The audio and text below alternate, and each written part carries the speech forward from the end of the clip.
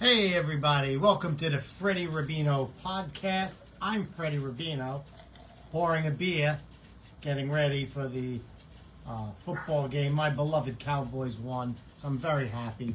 We're going to do the podcast today. Maybe, I don't know how long it's going to be. Could be short, could be long. I think this thing, I don't know whether it's the light up there or what have you. It creates like a blur, but I look good blurry. So, today's podcast, I don't know. I was going to choose so many different topics and stuff, mental illness and stuff like that. But something happened, and we'll talk about it. Mathew Perry from Friends tragically passes at an age of, I think it was 54. Terrible, terrible thing. Now, I didn't know him. You didn't know him. But he brought joy into our lives. Anybody who brings joy into your life, at least with me, I celebrate. You know, and I cherish those things. So I cherish the times that I watched him on the screen and had a good time and came home from a hard day's work, sat down and got entertained. Okay? My hair's crazy today. So, number one, me, because of all the shit that's going on in the world, I want to know, is he vaxxed? Is he double vaxxed? Is he triple vaxxed? Is he boosted? Is he goosted? Is he malusted? Okay? Of course, he was heavily vaxxed, heavily boosted. Okay? Nowadays, anytime you see somebody at a young age has a heart attack, it's either drugs or the vaccine. He had both. He was a drug addict. Okay? I'm not here to say, fuck him, he was a drug addict. And I'm not the kind of comic who makes fun of other people's demise. Okay? I know there's some people who don't deserve to be on this fucking planet. Okay? Most of them live in Gaza. But there are fucking people in this world that bring us, like I said, entertainment. And I don't like to make fun of people. They died. These people have families. People have loved ones. People who depend on them. People who are really hurting right now when somebody dies. So I say a prayer for them that they could get over it. We're all going to die. Okay? So, my point is, this guy had the world by the balls. And he was a drug addict. Okay? Like I said, I'm not coming at you at all these typical angles. Just hear me out. This guy has lived a life that right now there are hundreds of millions of people on the planet who are living horrible, destitute lives of not eating, disease, just the worst conditions. Hundreds of millions in China, hundreds of millions in India, millions in the United States, hundreds of millions in South America. You get my point. To be in that upper 1% of all people who have ever lived on the planet and still turn to drugs because that's not enough is the most tragic thing to me. I don't know whether it's because I have an Italian-American upbringing where I look out the window, it's raining, I got a roof over my head. Oh, I am doing so good. A hot meal gets put in front of me. Oh, thank you, God. Thank you so much. Very thankful because I am aware of the horrific circumstances that are going on around this globe. You flat earthers, I'm sorry, it's round. You fucked. You gave it a good shot. Okay? So, to turn to drugs, and I am sure that he did drugs, part of Hollywood. It's the party scene. There's hot girls, there's parties, there's all influential people. Take a toot, take a bump, take a beep, bop, bop, and a boop, boop, boop. I get it.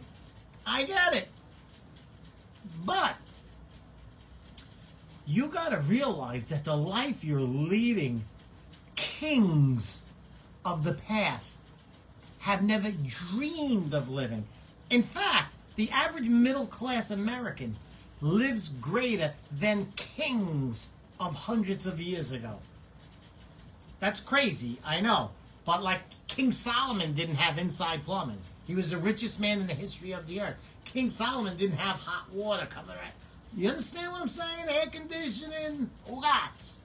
So we're actually living such blessed lives. And so this guy, I don't know whether it was the vaccine, could have been. Give me $100, I'm betting 50 on the vaccine and 50 on drugs. But he was off drugs now for a couple of years. And what I'm trying to say is that if someone who had all the resources to get off drugs and to make his life great and living the greatest life in the world and still hooked on drugs, what fucking chance does the poor inner city kid have when there's drugs around, when there's a way to escape his horrible surroundings? Drugs are the biggest fucking scourge this country has ever seen. Drugs and Democrats. Don't hang up on me, please. You know how I am. I had a few beers. So, I mourn this guy. I mourn all of these Hollywood people. Amy Winehouse, you couldn't have got straightened out. You couldn't have checked in. You have everything to live for. You're living in the top 1/2 of 1% of anyone who's ever lived on the planet. Isn't that enough? Don't you owe it to yourself? I'm talking to somebody out there now. You owe it to yourself and your family to get clean and to check into a place and get clean. Now, personally, the older kids that I grew up, every one of them that were into heroin, all died early. Guys my age, every one of them that was doing heroin, all dead by now. So, it's a one-way street. It's right to the grave. So, don't think you could beat it. You can't beat it. It's something no human being can beat. And the only people I've ever seen come off of a heavy addiction, believe it or not, are people who turn their lives over to Jesus Christ. Okay? And that's just my history. Those are the only people that I've seen that has actually been stone cold junkies and completely no methadone, no nothing. Those were the only ones. So I know a lot of you people, are not willing to do that, or you just don't have the faith in you. I get it. So here's my point. We've seen people who have endless resources hooked on drugs and not being able to get off drugs. What the fuck are we doing by letting the most addictive drug, fentanyl, into this country by the kilos, by the pounds? We are destroying this country. If there's one reason to close the border, and I don't care if you say everybody should be allowed in, I don't give a fuck about any of that. But to stop the drugs coming into this country that are taking the lives, for every Matthew Perry, there's 1,000 kids that you'll never hear about that are all being carted as we speak into emergency rooms across the country, ODing on fentanyl and dying. And so what we need to do is we need to have a national state of emergency and stop the fucking drugs. If someone with endless resources like this guy can't kick it, if people like that we love, that entertain us, can't kick it, if our loved ones who go out at a bachelor party, they do one line of coke, is fentanyl, they're dead, we gotta stop with this drug thing. Now, I was going to talk about mental illness and what no one ever tells you. Now, I had family members that had like Alzheimer's, so they went to like a place that was like a crazy house. You know what I'm saying? It was. Now, these places, when I went in there, you know how many people were in there because of drugs? Drugs cause schizophrenia. They cause paranoia. They cause all kinds of violent criminal behavior. Half of the crime in this country is because of the drugs and the mental illness. Epidemic in this country is from drugs. No one says, all they say is fentanyl. Oh, I'm hooked on it. Or fentanyl, I OD'd. They don't tell you about the tens of thousands of people from cocaine, from heroin, and from fentanyl, and all those opiates and stuff. You get mentally ill from it. And this is what happens. I'm not saying that the shooter was a drug addict, but this is the mental illness problem we have in this country. And there's a million different links, and we ain't doing shit about it. So, to a lot of you guys out there, listen to me. I seen the toughest guys go down to drugs. The toughest. Don't think you're going to do it with your friends a couple of times and then walk away. Can't be done. I seen guys, the toughest guys I've ever seen in my life, become babbling fucking children begging in the streets within a year. Okay? Listen to me. Don't do it. You want to be the tough guy? Be the tough guy at the party that says, I ain't doing that shit. I ain't doing it. Fuck you. I ain't doing it. You know what? When I was a kid, there was always one guy like that. And I would look at him and say, that fucking guy, that guy's got balls. That guy's his own man. Okay? So, that's what I'm saying. And if there's any reason for this country to unite, and it's got to be to close the drugs that are coming into this country. It causes every fucking problem. It has destroyed families. Destroyed thousands and thousands of families. And they act like it's not happening. That's what's so frightening. They act like it's not happening. They don't even address it. They don't address it. Every time you see a politician talk, we're talking about these fucking barbarians who slaughtered Israelis in their sleep, cut babies in half while they were alive in front of their parents, and you got people in the streets demonstrating for them. That's fucking mental illness, if you ask me. But I'm telling you that this country should unite. Fuck the rest of the world. Close the border.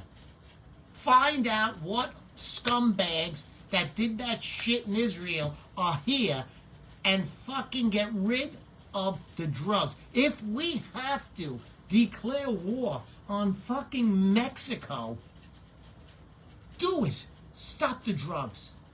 Stop the fucking drugs coming into this country. It's been a problem since the 60s.